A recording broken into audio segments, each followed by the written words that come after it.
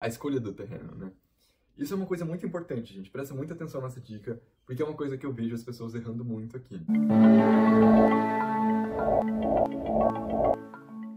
Bom, e aí outra coisa, né? Todo mundo sabe da relevância da escolha do terreno, que você precisa escolher um entorno que seja um entorno coerente, né? Que tenha uma malha urbana que seja acessível. Acessível no sentido que tenha pontos, né, de acesso a esse terreno.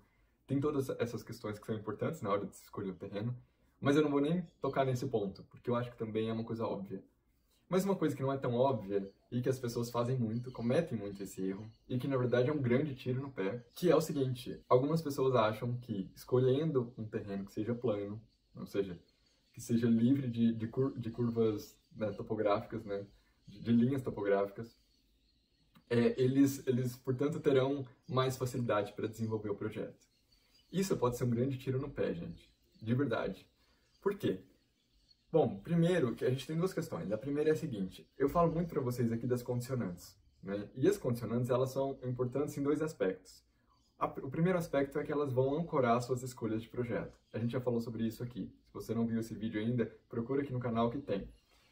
Mas, basicamente, para dar uma breve explicação, a gente tem que pensar no terreno como se fosse um terreno cheio de cabos, né? Com encaixes diferentes, né? Então, cada um tem um tipo de encaixe. E esses cabos, além de encaixes diferentes, né? Eles têm cores diferentes, eles estão todos misturados ali.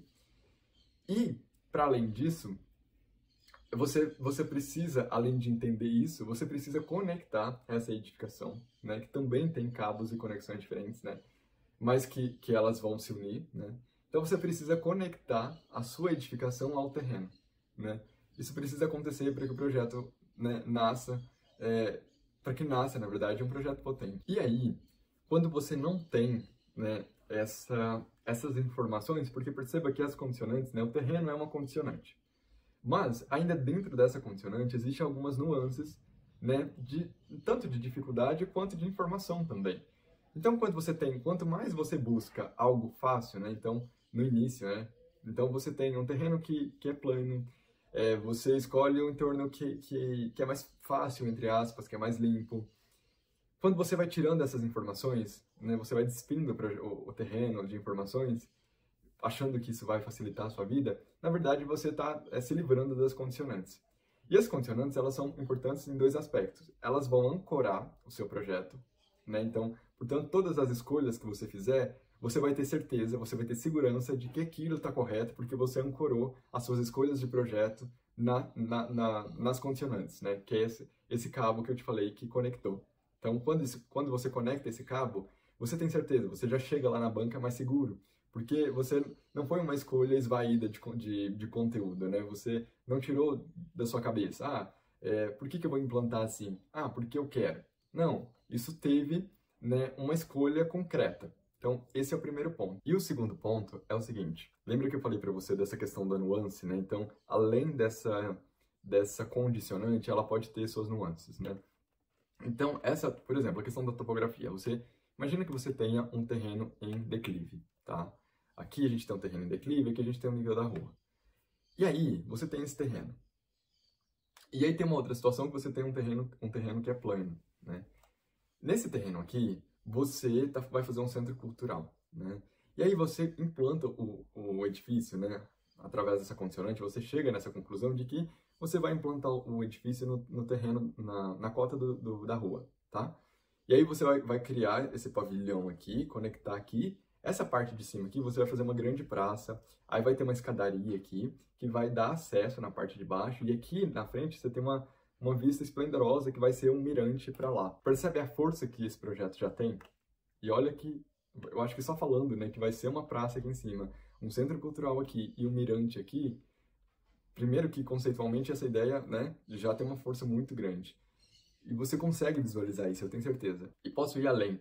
Em função da topografia, você definiu essa volumetria, perceba que você define a volumetria, mas para além disso, você ainda percebe que para vencer esse vão, você tem um vão aqui, e você fala, caramba, mas agora eu tenho um pavilhão, eu quero deixar ele em balanço aqui. E aí, você vai chegar em um determinado sistema construtivo, sei lá, uma estrutura metálica, para você conseguir vencer esse vão. Ainda vou além. você, além de definir a estrutura metálica, você percebe que você vai ter que usar uma determinada estrutura, uma estrutura que seja mais sofisticada para conseguir vencer esse vão. Então você vai começar a estudar viga-vagão, um monte de estruturas, treliça espacial, para você tentar resolver esse vão.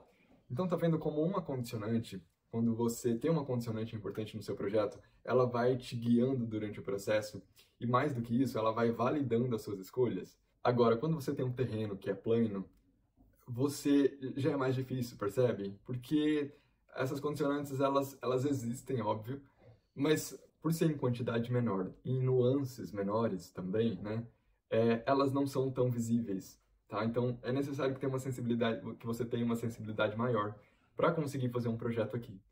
Então, na verdade, um projeto, você escolhe um terreno, né, que tecnicamente você acha que seria mais fácil, mas na verdade vai dificultar a sua vida, né? Então, presta muita atenção nisso, tá? Não estou falando aqui que você tem que pegar um terreno extremamente complexo, né? Porque, óbvio, né? Tem o ônus e o bônus, né? Quando você pega um terreno que é mais complexo, você precisa resolver a acessibilidade, tem umas outras questões, mas eu acho que é isso, gente. Inclusive, é a melhor hora para você colocar isso em prática, na faculdade, né? Então, vai fundo, sabe? Não tenha medo. Primeiro, não tenha medo do desafio. Esse é o primeiro ponto, assim. Não tenha medo. E segundo, que ele vai te ajudar. Não tenha dúvida disso, beleza? Gente, uma outra questão que, como eu disse para vocês, é o trabalho final. Então, o que a gente espera, né, enquanto banca, né, avaliadora? Que aquele projeto, ele tenha o máximo de conteúdo possível, né, que ele seja um conteúdo denso, porque, basicamente, você tem que aplicar o que você aprendeu, né, você tem que provar para essa banca que esses 5 anos que você estudou, você está apto a exercer essa função. Então, quanto mais conhecimento você depositar ali, melhor, né? E eu brinco que é um grande caldeirão e você tem que ir colocando temperos lá dentro, né? Então, esses temperos, eles precisam de temperar esse projeto. E esses temperos é isso, são as condicionantes, né? É você, na verdade, não só adicionar as condicionantes, né, nessa mistura, mas dar uma resposta para elas, né? E é uma coisa interessante a gente pensar nisso, né? Porque, trazendo até uma analogia aqui da gastronomia, imagina que para um chefe de cozinha seja muito fácil fazer um risoto de camarão, sei lá. Para ele isso é muito fácil, isso é o básico, né, da culinária. Isso é a base, né? Eu creio, né? Mas agora, se você já tem... Então, imagina uma competição na MasterChef. Então, a pessoa apresenta um risoto de camarão. E aí já tem um outro que, sei lá, faz um prato com risoto de cacto, com especiaria de não sei de onde, com calda de não sei o quê. Entende a complexidade de misturar esses sabores, essas especiarias e fazer com que isso combine? Obviamente que se esse estiver bom, não tenha dúvida que ele vai ganhar, né, essa competição. Mas tem que ser bem feito também, né? Então, esse é um ponto. E por que eu tô falando isso? Porque é isso, gente. A gente tem que mostrar que a gente tem técnica, né? E eu sempre falo isso, que é importante aplicar técnica à concepção do projeto. Então, são duas coisas, né? Na verdade, é um casamento. Então, você precisa mostrar para essa banca que tecnicamente você está preparado, né? Para exercer essa função, para fazer esse projeto. Quanto maior... E aí tem essa questão, né? Porque quanto maior for o grau de complexidade desse terreno, mais automaticamente você vai ganhar mais ponto, né? Porque... Imagina, um terreno plano, né, trazendo aqui esse exemplo que eu dei agora, né, da gastronomia, um terreno que seja plano, né, é como se fosse o risoto de camarão. Agora, um terreno, né, em declive, em aclive, que seja uma topografia muito mais complexa, e você conseguiu resolver ela, aí já é aquele outro prato, né, que é muito mais complexo, e que você, portanto, terá uma nota maior do que, né, se fosse um terreno convencional, digamos assim. Então, tem essa questão também. Então, perceba que só tem benefícios, né? Quando você traz um terreno que é mais complexo, na verdade, você não está facilitando...